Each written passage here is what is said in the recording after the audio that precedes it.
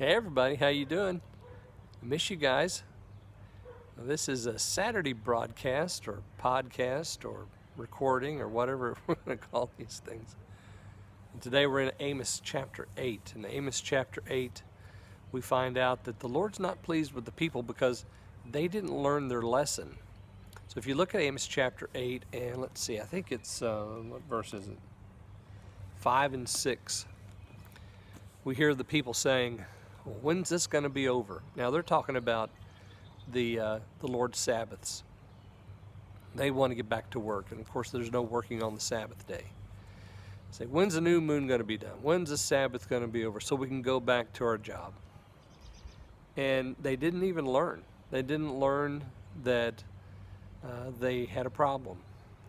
And I think that there's a danger of us saying, when's this going to be over so that we can go back to work, and just go back to exactly the same thing we were doing before without any sort of consideration of what put us here in the first place.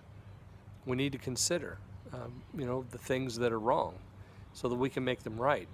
The Lord's put us in a timeout, and if we go back to things just as they were, that's not going to be good for us. So I hope you'll read Amos 8. Look at what they say there in those two verses. They say, let us go back to selling the wheat and the grain.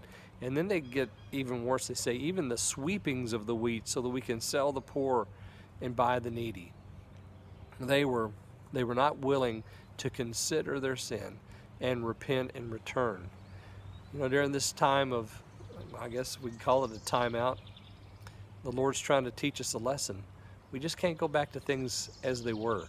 It's time for us to consider what we need to change so that when things do go back to normal, it'll be better. We'll be spiritually healthy. Now, I know we're talking about people not being physically healthy and people not being financially healthy, and I get that's a problem. But if we don't recognize that this is something that the Lord has sent to help us to become more spiritually well off, to improve our souls, to draw us to the cross, we've missed an opportunity. So I hope you'll consider Amos chapter 8 today for your meditation, and read the whole letter today.